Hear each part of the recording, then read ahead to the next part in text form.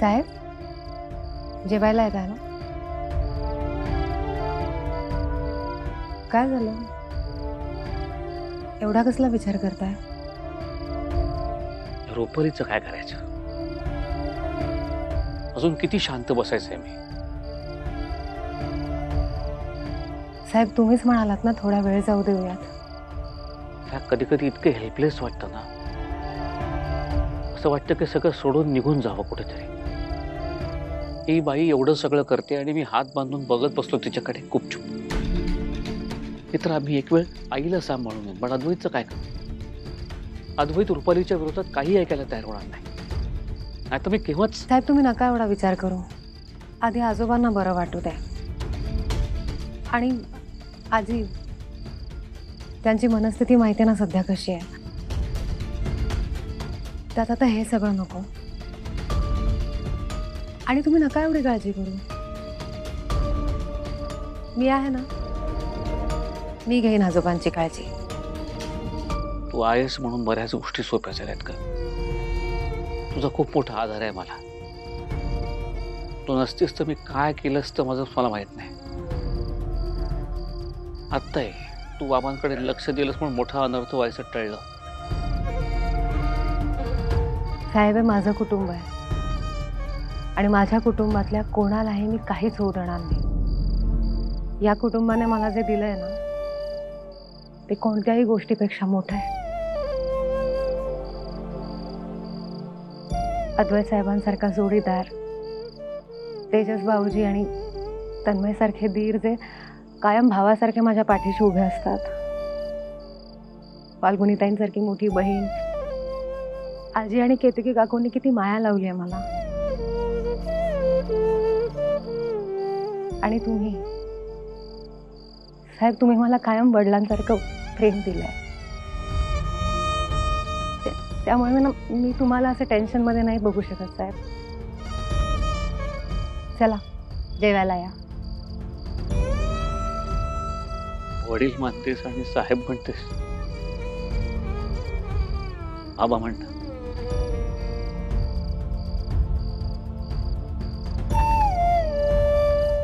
साहेब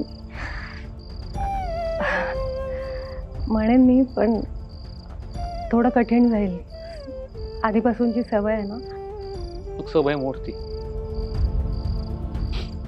आत्तापासून मला आजपासून बाबा म्हणायस ना, तर मी जेवायला येईन.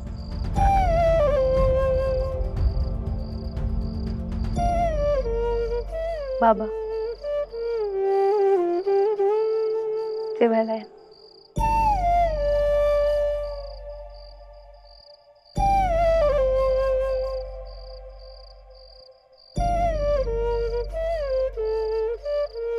चला.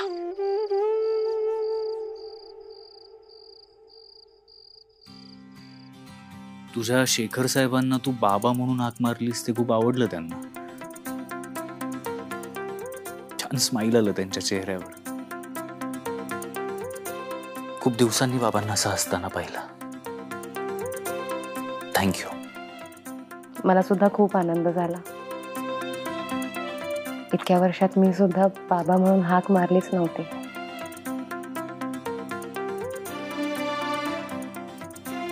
मित्र, पण तुला छान जमतंय सगळं. काय? हेच समोरच्याच्या चेहऱ्यावर स्माईल आणणं. घरात ही अशी परिस्थिती आहे, इतकी टेन्शन्स आहेत घरात. आजोबांचा संकेत आलाय तुला. पण मित्रा, फक्त तू आहेस म्हणून मी ही परिस्थिती हँडल करू शकतो.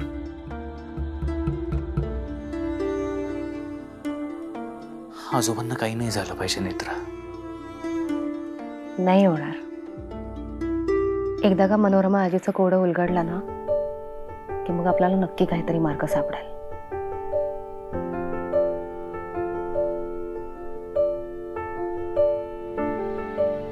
काय झालं? इतर तू नसतीस तर माझं काय झालं असतं?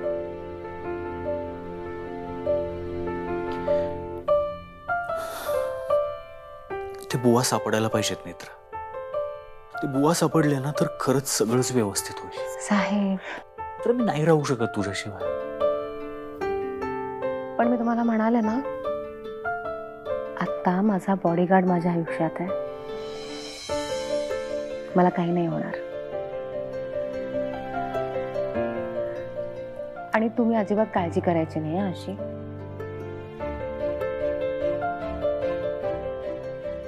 चला झोपा तुम्ही. चला झोपा. उठा.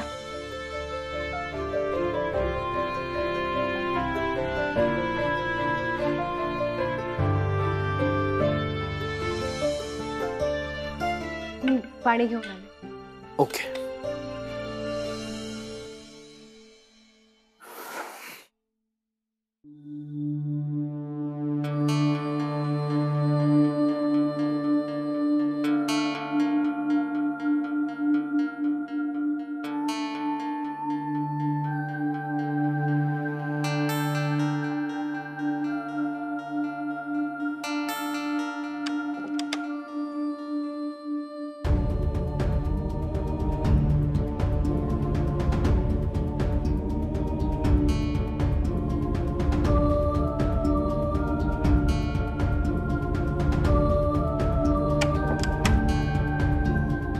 तुम्हाला कधीही काही वाटलं ना तर आमच्या सगळ्यांच्या खोल्या वरच आहेत. हो चालेल. अगदी कितीही वाजता तुम्ही खोलीचं दार वाजवू शकता.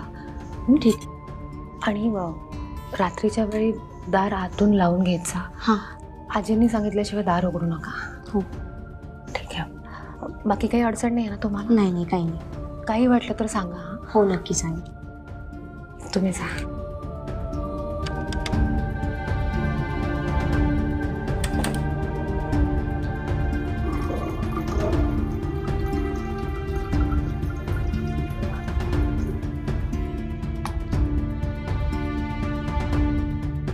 रुपाली आत्ताच्या आत्ता खाली आहे. नाही, मला कारण ऐकायचीच नाहीयेत कुठली. हे बघ, जर मी तुझ्या रूम मध्ये आले ना तर त्याच्यानंतर जो काही गोंधळ होईल ना त्याला तू जबाबदार असेल. कळतंय तुला? आत्ता खाली आहे, मी थांबले इथे.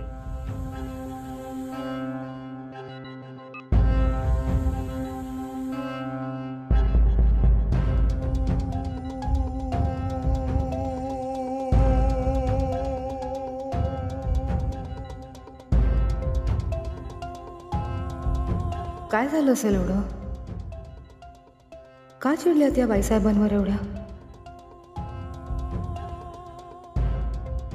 यांच्यामध्ये काही झालं तर नाहीये ना? या दोघी मिळून काही करणार तर नाहीयेत?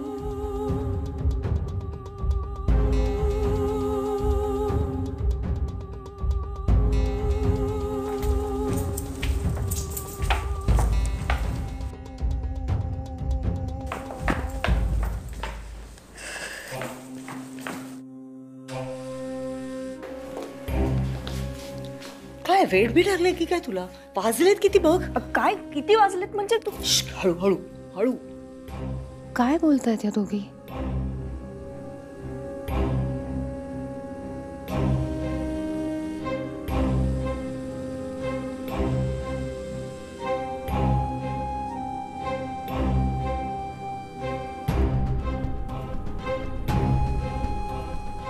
याला बोलताना जर बघितलं ना कोणीतरी तर तुला जे व्हायला हवंय ना ते होणार नाही. कळत नाही का ग तुला? चल माझ्या खोलीत जाऊन बोलूया. शेखर जागा आहे अजून. आधीच्या रूम मध्ये सुद्धा लाईट चालू होता म्हणजे तोही जागा असणार. आपण उद्या बोलूया. अगं तुला काही कळतं की नाही? आता त्या 2-2 नर्सेस आल्यात, कसं मारणार आहेस त्याला? काहीही झालं तरी पद्माकर राज्याध्यक्ष मरायलाच हवा.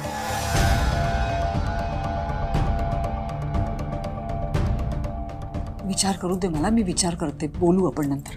अगं मी सांगितलं ना, विचार करूया आपण. मी सांगते तुला, तू आत्ता झोप झोप. तू जा झोप, बोलू नंतर. जा जा.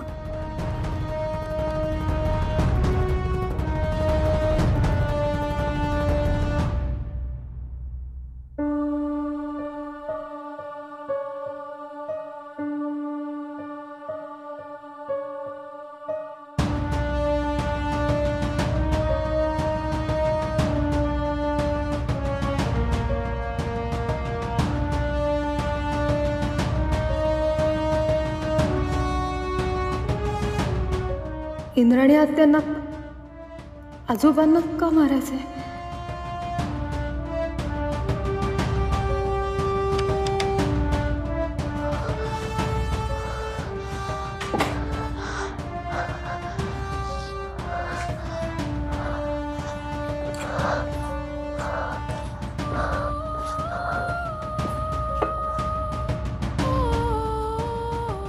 इंद्राणी आत्यांना आजोबांचा जीव घ्यायचा आहे,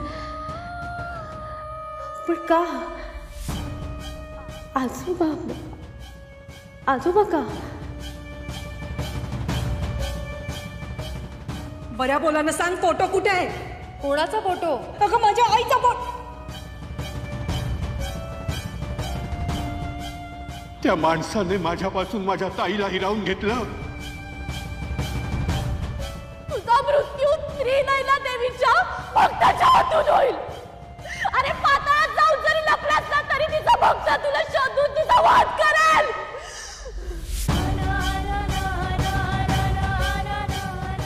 म्हणजे इंद्राणी आत्या आजोबांचा सूड घ्यायला तर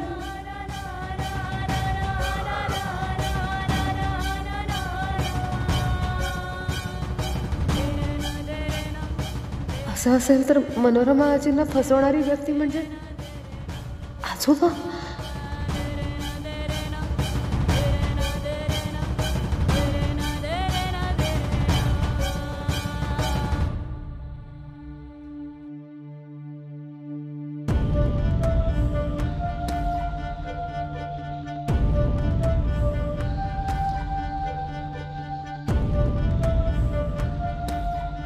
नाही, अद्वैत साहेबांनाही सांगायला नको. त्यांना कळलं तर काय होईल? घरातल्यांना कळेल आणि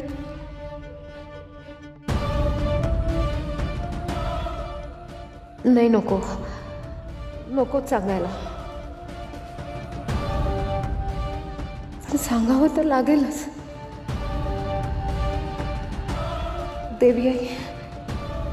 देवी आई काय करू मी? काय करू?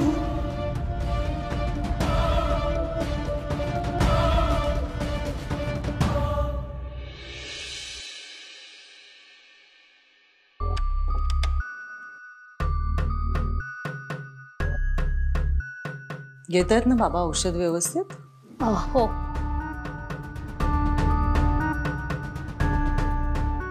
मॅडम, राजाध्यक्ष सरांनी सांगितले आजी सोडून इतर कुणालाच इथं थांबू द्यायचं नाही. नाव काय तुझं? मनीषा. मी सून आहे अगं त्यांची. मला सांगायची गरज नाही, माहितीये मला सगळं.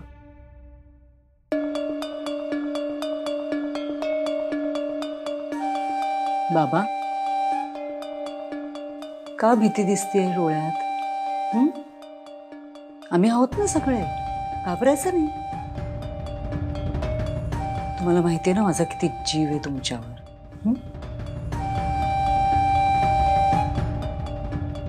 सॉरी मॅडम, पण सरांनी तसं.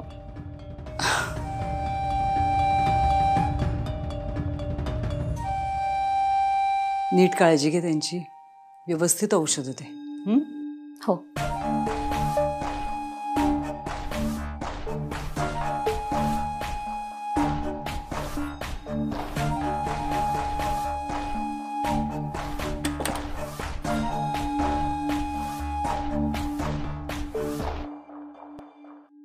इंद्राणीला आजोबांना मारायचंय.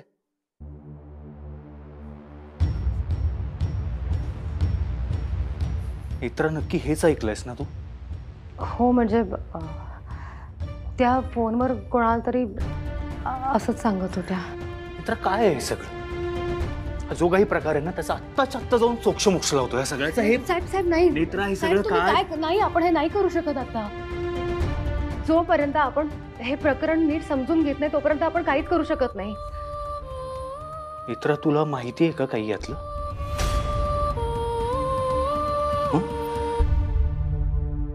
साहेब,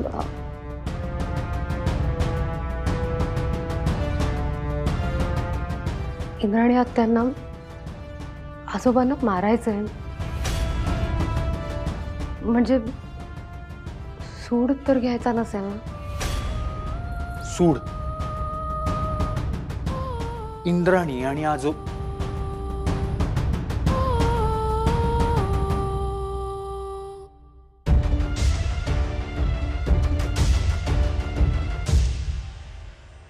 एक मिनिट थांब.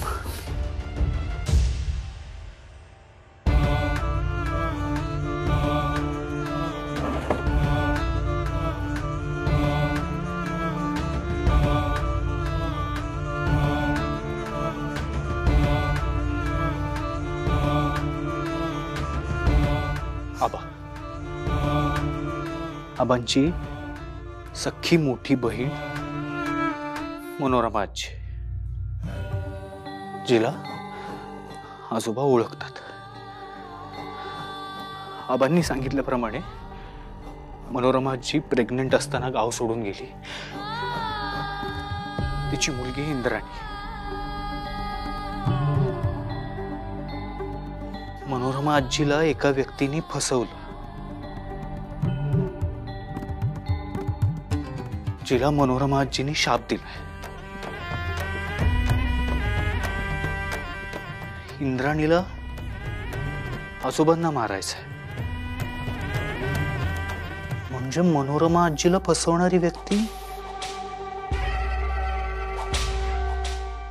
आजोबा.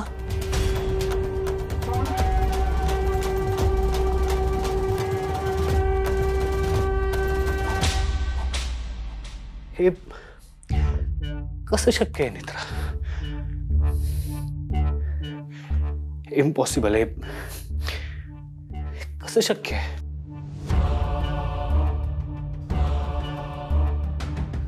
आजोबा आजोबांनी फसवलंय मनोरमा आजीला. नाही नेत्रा, हे शक्य नाहीये. आणि असं काही असतं तर आजोबांची आबांची ओळख असते. आबांनी कधीतरी काहीतरी सांगितलं असतं तुला. साहेब, मला नाही माहिती. मला खरंच या सगळ्याबद्दल काहीच माहित नाहीये. पण जर जाणून घ्यायचं असेल तर मला एकदा आजोबांशी बोलावं लागेल. कारण मागे एकदा जेव्हा मी मनोरमा आजींचा विषय काढला होता ना आजोबांसमोर, तेव्हा मला असं वाटत होतं की त्यांना काहीतरी बोलायचं असं वाटलं होतं मला. पण आजी असताना मी आजोबांशी काही बोलू शकत नाही, कारण आजी मला आजोबांजवळ जाऊ देत नाहीये. साहेब, हे खरं नसणार. हे सगळं खरं नसणार. पण आपल्याला जर इंद्राणी आत्यांपासून आजोबांना वाचवायचं असेल तर मला एकदा आजोबांशी बोलावं लागेल. मनोरमा आजीच्या आयुष्यात काय घडलं हे आबांनाही नाही माहित. आपण जर का तो भूतकाळ शोधू शकलो तर आजोबांचा मनोरमा आजीशी काय संबंध आहे हे आपल्याला कळू शकतं. आणि जर का आपण ते गूढ उकललं तर कदाचित आजोबांचा जीव वाचू शकतो का?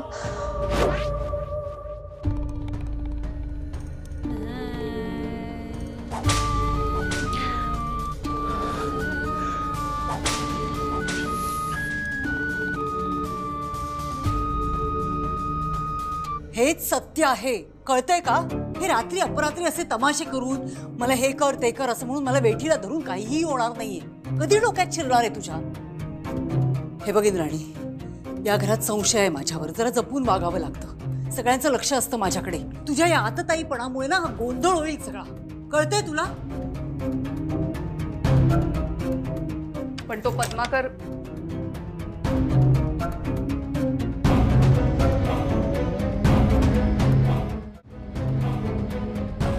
मेला होता. तो मेला होता. मारलं होतं मी त्याला. माहित नाही कसं काय जिवंत राहायला. कसं शक्य आहे?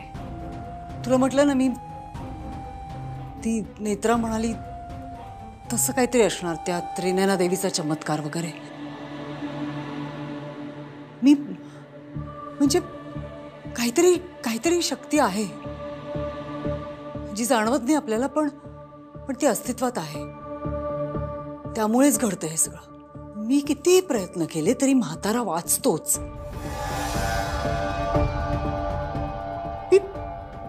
मी पहिला प्रयत्न नाही केलाय हा त्या म्हाताऱ्याला मारण्याचा. या आधी सुद्धा केलाय मी प्रयत्न. विष दिलंय त्याला, औषधाचा ओव्हरडोस दिलाय, तरी जगला तो. स्मशानात जाऊन परत आला पण जगला.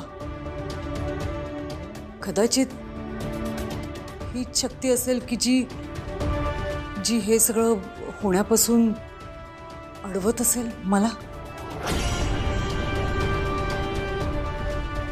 म्हणजे माझ्या हातून नाही मरत आहे म्हातारा.